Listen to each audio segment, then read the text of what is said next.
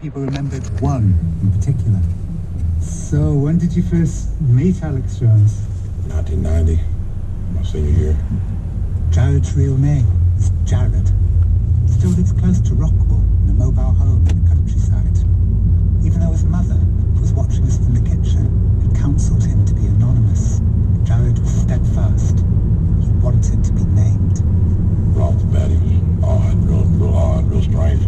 Your destination is on the left. That a journalist had contacted him. Nobody had asked him about the day Alex beat him unconscious since high school. It was an argument over a girl. I said, dude, just get away, just go home. He came in behind me and pretty much just ran into the wall and caused me to fall off balance. It dazed me.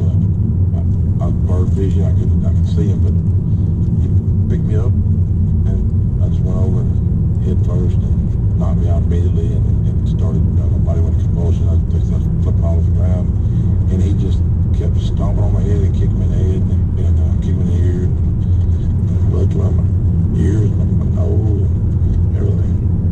He was just trying to kill me, point blank.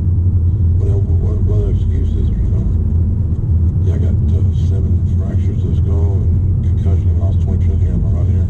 I live with headache pretty much all the time. I get pretty bad headaches. Jared said the parents took over after that.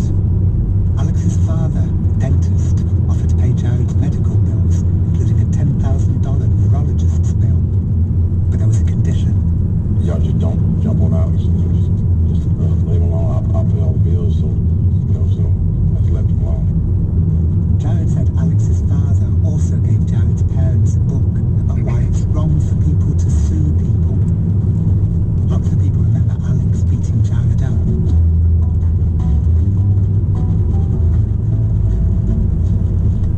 Jared eventually returned to school, and then one night, he was at a party. It wasn't in a barn, it was in a house. And this was the origin story that Josh, the cameraman, had told me. The beating in the countryside. Jared said the instigators were his friends, Mark and Brian. The 2 guys who brought him to the party, did they know that they were taking him somewhere where he might get attacked? Yeah, the 2 guys that brought him, they love fighting. They thought they did. They fought all the time. They figured that me or somebody would whoop him, They wanted to see it, so they brought him out there. He'd come in, he'd been drinking, just hooping and hollering and carried on. Finally, one of my buddies slapped him back of his hat. And I was trying not to even look at him, and he thought it was me, and here we go. He just pointed me out, just picked me out, and said, come on.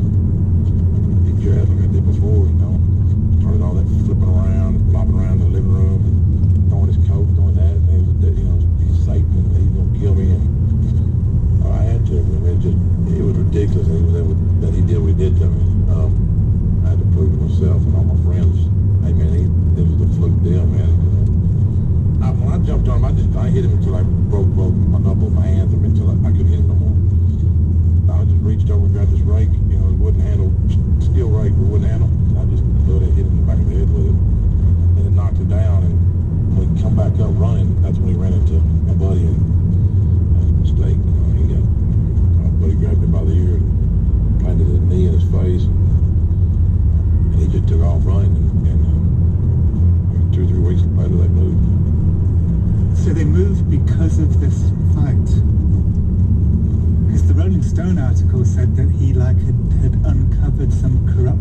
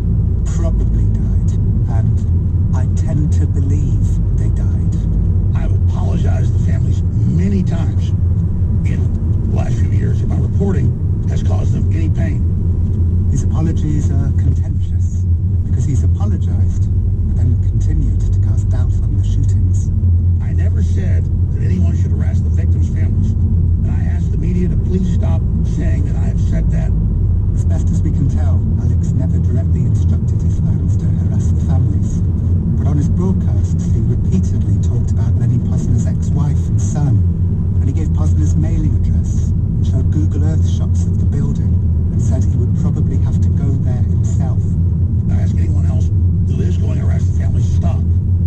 What happened at Sandy Hook and similar events is a tragedy that needs to be recognized. It's time for us to come together as Americans and as humans and defend the lives of children and other defenseless individuals, period. Alex declined to answer follow-up questions about Sandy Hook. I got to the business at hand. Okay, so there's a guy in Rockwall called Jared, but I think you knew him maybe as Bubba. Oh, I remember Bubba, who was a senior, and I was like a freshman, coming and getting me out of class, and he was like a hall monitor, so he could do it, and then he attacked me in the hall, so I defended myself, and I'm sad that he got put in a coma, but that's just what happened. Now, I never talked about this stuff, and I'm not particularly proud of it, but I always defended myself. I never started fights. This is different to Jared's version, by the way. On Jared's account, Alex started the fight. Also, Jared said he wasn't in a coma, but he was hospitalized with multiple skull fractures. Jared said that he thought that you were trying to kill him. Well, when a 250-pound, he would be a self-described redneck, you weigh 160 pounds, starts attacking you, you defend yourself. So the way it works in America is when someone physically attacks you and you defend yourself, you're not the bad guy. By the way, Alex does confirm parts of Jared's story. He remembers his father paying the medical bills, though he doesn't recall a book about why it's wrong for people to sue people. I felt real bad. My dad wouldn't visit him at the hospital. I mean, you weren't happy about it. And I mean, that's the story you've got? What about the time, I mean, you didn't hear about the time like 20 people attacked me?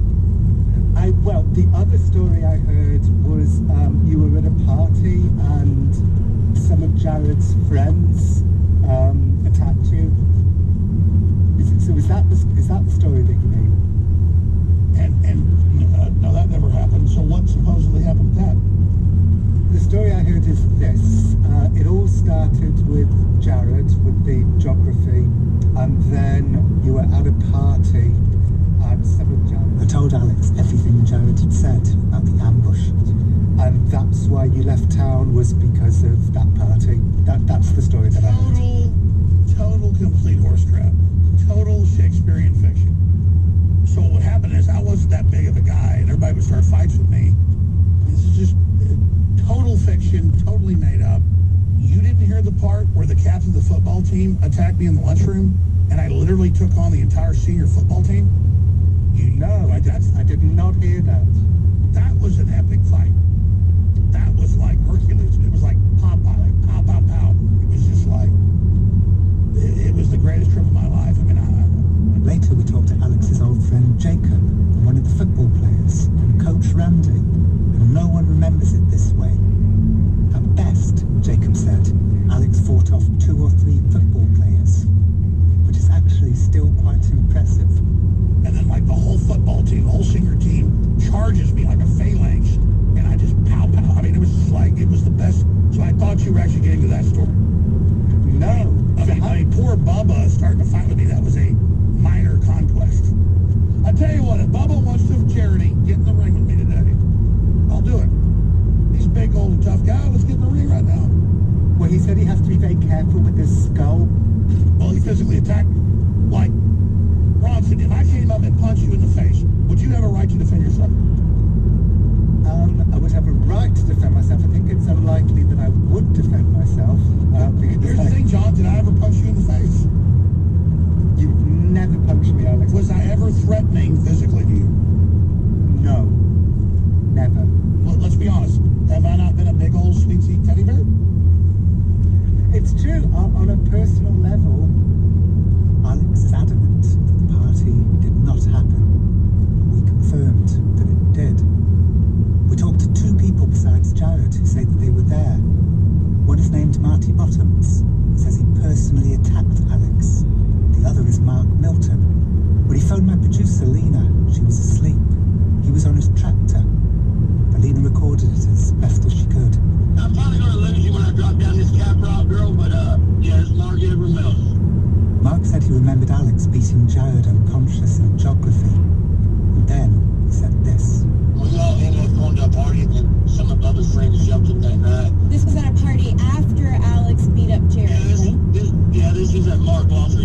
there at McClendon Chisholm. So he moved to Austin after that party. Yeah, they sold the condo over in Lakeside Village, and he couldn't take it from him being jumped by a couple boys that was brother's friends, and Dad moved out of the deal. This is the story Josh had told me in the hotel lobby. Jared told me. It's the story Alex swears is untrue. Alex's family wouldn't talk to us, so I can't say exactly why they finally moved out of Rockwell. In our interview, Alex retold the story to the school assembly, but he also named other reasons for their move, like how his Austin-born mother was homesick and fed up with all the fighting. In the end,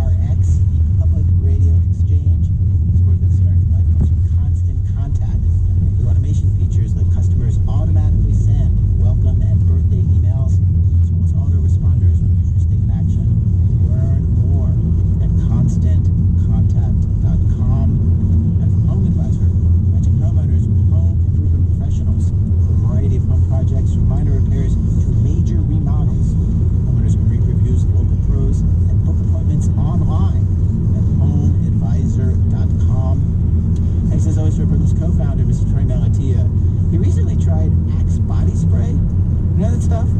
He didn't like it. You can't watch that evil off, man. I'm Eric Glass. Back next week with more stories of this American life.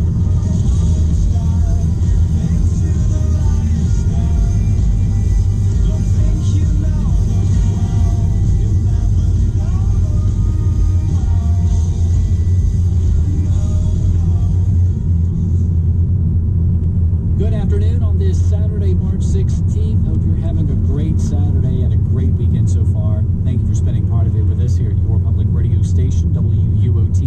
Coming up next, we have a live broadcast from the stage of the Metropolitan Opera, Giuseppe Verdi's Falstaff. We'll have classical music following today's opera broadcast, and coming up at 5, All Things Considered. This is 91.9 FM, WUOT and HD1 Knoxville, a service